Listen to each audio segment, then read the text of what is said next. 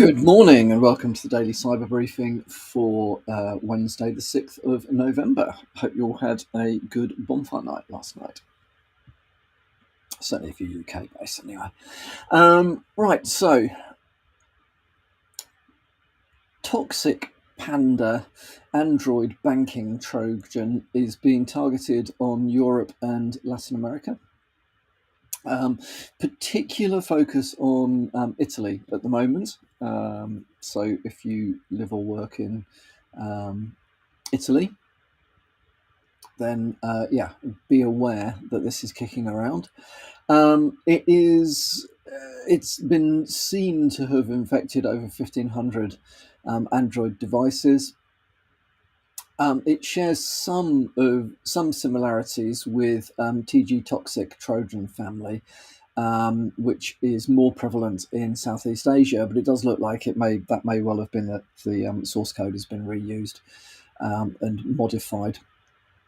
It's a form of on-device fraud aiming to bypass bank security measures, including identity verification and behavioural detection.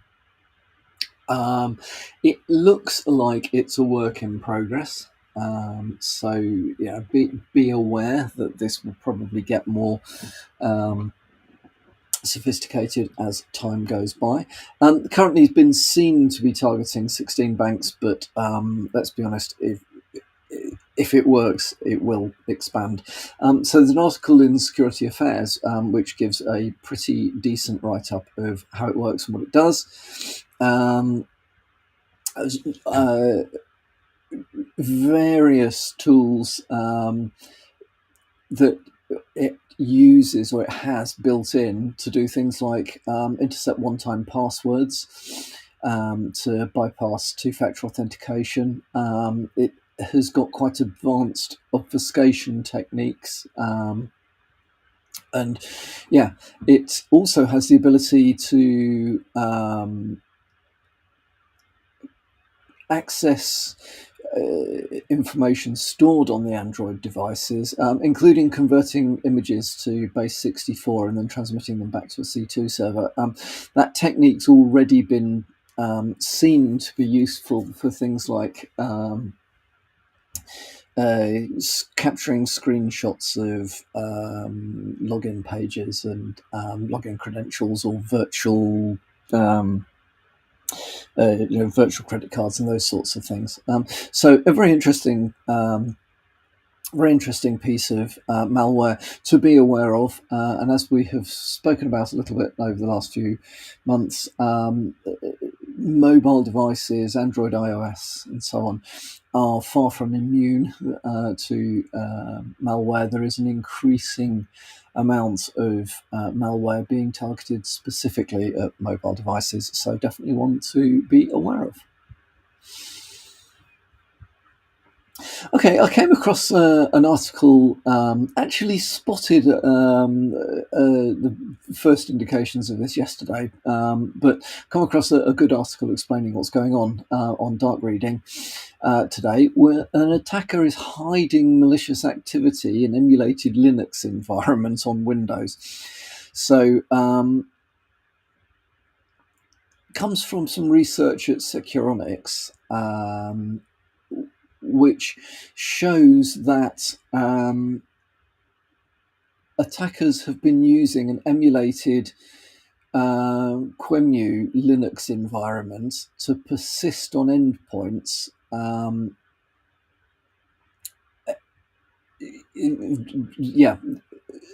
whilst running a lightweight Linux distribution, which then provides access and to the attacker and so on and so forth. This isn't just a piece of malware. You've got a whole working operating system to use there.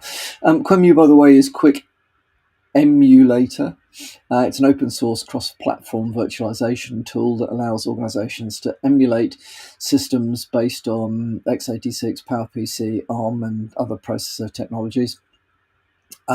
It's commonly used in software testing, But it's one of many. It's an open source alternative to sort of VMware and all the other bits and pieces, and a pretty decent emulator as well. The method of attack is via phishing initially, with phishing emails with attached zip files, rather large zip file as you'd expect, because it's running it's got in it a full version of TinyCore Linux. Now, whilst TinyCore Linux is a very lightweight distribution, it's got a running footprint small enough for use even in the most resource-constrained environments. It's a really very cool Linux distribution. It's not small compared to what you would normally expect to see in a zip file in an attachment to a phishing email. So it could flag in that respect.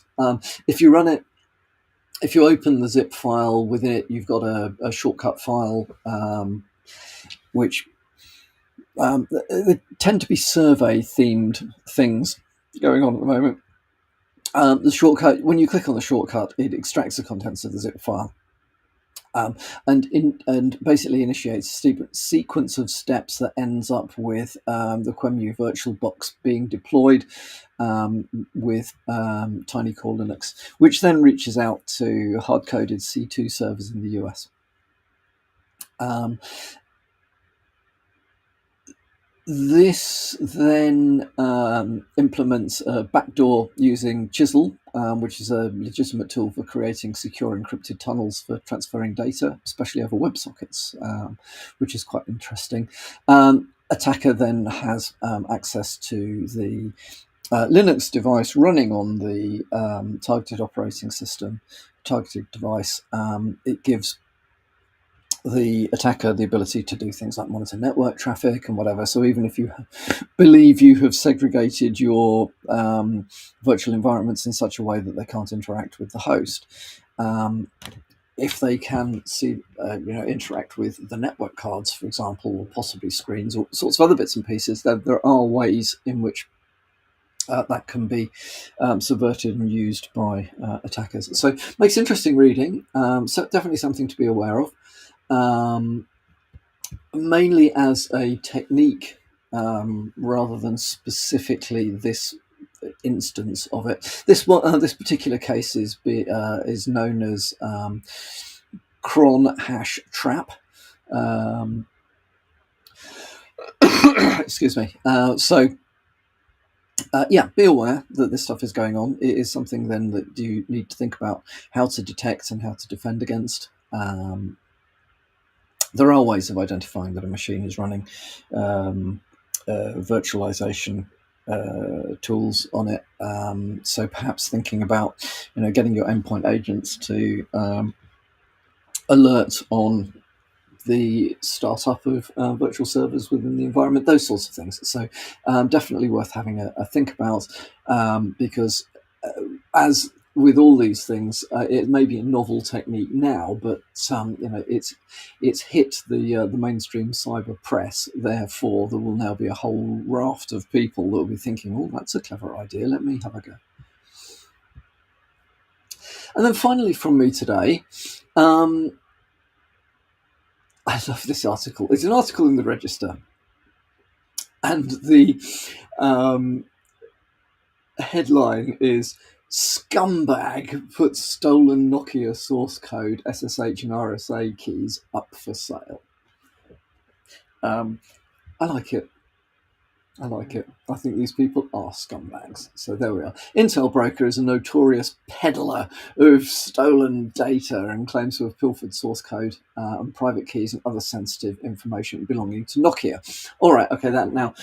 Does that matter to most of us? Probably not, unless we are concerned about downstream compromise based on attackers' visibility of source code, blah, blah, blah.